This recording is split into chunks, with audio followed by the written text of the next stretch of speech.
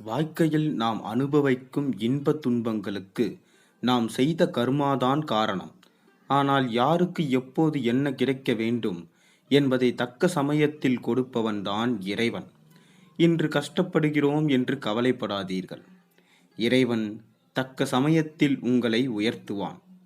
சிவசிவ ஹரனே சோனாச்சலனே, அண்ணாமலையே போற்றி, ஹரஹோம் நமச்சிவாய, அனலே நமச்சிவாயம். இன்று கஷ்டப்படுகிறோம் என்று கவலைப்படாதீர்கள். இறைவன் தக்க சமயத்தில் உங்களை உயர்த்துவான். வதனாபுரி என்னும் நாட்டை மகேந்திரவர்மன் என்னும் மன்னன் சீரும் சிறப்புமாக ஆண்டு வந்தான். மிகுந்த நல்லவனாக இருந்த மகேந்திரவர்மன் மக்களை பெரிதும் நேசித்து வந்தான். மக்களுக்கு எந்தவித குறைவுகளும் இல்லாமல் நாட்டை ஆண்டு வந்தான். ஆனால் அவனுக்கு கடவுள் நம்பிக்கை என்பது துளியும் இல்லை. இப்படி இருக்க ஒரு சமயம் மக்கள் எவ்வாறு இருக்கிறார்கள் என பார்ப்பதற்காக அமைச்சரும் அவனும் மாறுவேடத்தில் தரித்து நகர்வலம் சென்றனர். இருவரும் ஒவ்வொரு இடமாக பார்த்து கொண்டு செல்லும் பொழுது இரு பிச்சைக்காரர்களை பார்த்தனர். அதில் ஒரு பிச்சைக்காரன் கடவுள் பெயரை கூறி பிச்சை எடுத்து கொண்டிருந்தான். மற்றொரு பிச்சைக்காரன் மன்னன் பெயரை கூறி பிச்சை எடுத்து கொண்டு இருந்தான். மற்றொரு பிச்சைக்காரன் மன்னன் பெயரை கூறி பிச்சை எடுத்து கொண்டிருந்தான். இதை கண்ட மன்னன் அமைச்சரை பார்த்து, அமைச்சரே, இந்த இரு பிச்சைக்காரர்கள் யார் புத்திசாலி என்று நீங்கள் நினைக்கிறீர்கள் என கேட்டார். அதற்கு அமைச்சர், இதில் என்ன சந்தேகம் மன்னா, கடவுளின் பெயரை கூறி பிச்சை எடுப்பவன்தான் என்று கூறினார். அதிர்ச்சி அடைந்த மன்னர், எப்படி அவ்வாறு சொல்கிறீர்கள் என்றான். அதற்கு அமைச்சர், மன்னா, தாங்களின் பெயரை கூறி எடுப்பது நீங்கள் அறிந்தால்தான் பயன். ஆனால் கடவுள் அனைத்தையும் அறிந்தவர்.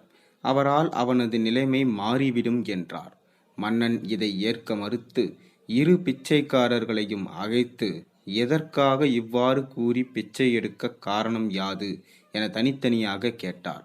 அதற்கு அந்த முதல் பிச்சைக்காரன், கடவுளின் பெயரை கூறி கேட்டால் என்றாவது ஒரு நாள் என்னுடைய நிலைமை மாறும் என்றான்.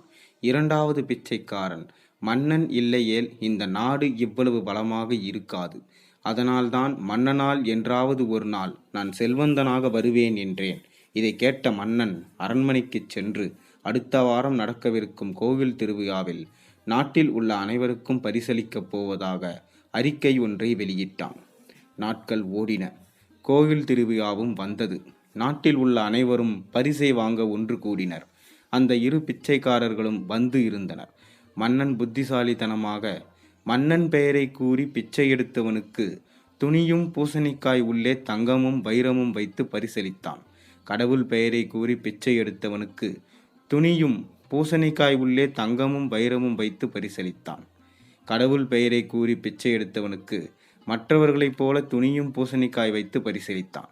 நாட்கள் ஓடின. மன்னன் அமைச்சரை அழைத்து, வாருங்கள், நகர்வலம் சென்று அந்த இரு பிச்சைக்காரர்களையும் பார்த்து வரலாம் என்று கூறினார். அமைச்சர், மன்னன் ஏதோ நமக்கு உணர்த்துவதற்காக அழைக்கிறார் என எண்ணி மன்னனுடன் சென்றார். சிறிது தூரம் சென்றதும் மன்னன் பெயரை கூறி பிச்சை எடுப்பவன் அதே இடத்தில் பிச்சை எடுத்து கொண்டு இருந்தான். மன்னன் அதிர்ச்சியடைந்து அவனிடம் சென்று, நான் கொடுத்த பூசணிக்காயை என்ன செய்தாய்? ஏன் இன்னும் பிச்சை எடுக்கிறாய் என்று கேட்டான். அதற்கு பிச்சைக்காரன், அந்த பூசணிக்காயை வைத்து நான் என்ன செய்ய போகிறேன் மன்னா, அதை 5 காசுகளுக்கு விற்றுவிட்டேன் என்றான். இதை கேட்ட மன்னன் மிகுந்த கோபத்துடன், அடே முட்டாளே, உனக்கு நான் அளித்த பூசணிக்காய் உள்ளே தங்கமும் வைரமும் வைத்து கொடுத்தேன் என கூறி திட்டுவிட்டு சென்றார்.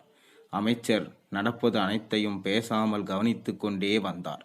சிறிது தூரம் சென்றதும் மன்னன் அதிர்ச்சியடைந்தான்.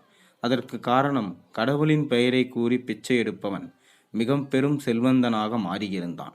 மன்னன் அவனை அழைத்து, எவ்வாறு செல்வந்தனாக மாறினாய் என கேட்டார். அதற்கு அந்த பிச்சைக்காரன், மன்னா, நான் வருடந்தோறும் எனது தந்தைக்கு அவரது நினைவு நாளில் பூசணிக்காய் சமைத்து தானமாக வழங்குவேன். அப்படி இந்த வருடம் நான் 5 காசுகள் கொடுத்து வாங்கிய பூசணிக்காயில் ஏராளமான தங்கங்கள் மற்றும் வைரங்கள் இருந்தன. தங்கமும் வைரமும். அதனால்தான் நான் முன்னேறினேன். எல்லாம் அந்த கடவுளின் கருணை என கூறி சென்றான். அப்போது பேசிய அமைச்சர், மன்னா, இறைவன் யாருக்கு என்ன தர வேண்டும் என நினைக்கிறானோ அதுதான் நடக்கும். இவனை செல்வந்தனாக மாற்றவே இவர்களை நீங்கள் பார்க்கும்படி செய்தான். நினைத்ததை நடத்தியும் விட்டான் என்றார். இதை கேட்ட மன்னன், உண்மைதான் அமைச்சரே, உணர்ந்தேன். அனைவருக்கும் மேலாக கடவுள் ஒருவன் இருக்கிறான். அவன் நினைப்பதே நடக்கும் என கூறினான். அன்று முதல் மன்னன் கடவுள் பக்தனாக மாறினான். இந்த கதையிலிருந்து நமக்கு தெரிந்தது என்னவென்றால், நடப்பவை நடந்தே தீரும். யாராலும் எதையும் மாற்ற முடியாது. நன்றி, வணக்கம். மீண்டும் நாளை ஒரு ஆன்மீக கதையோடு உங்களை சந்திக்கின்றேன். அதுவரை இந்த கதை உங்களுக்கு பிடித்திருந்தால் மறக்காமல் ஒரு லைக் பண்ணிட்டு நம்ம சேனலுக்கு ஆதரவு தாருங்கள்.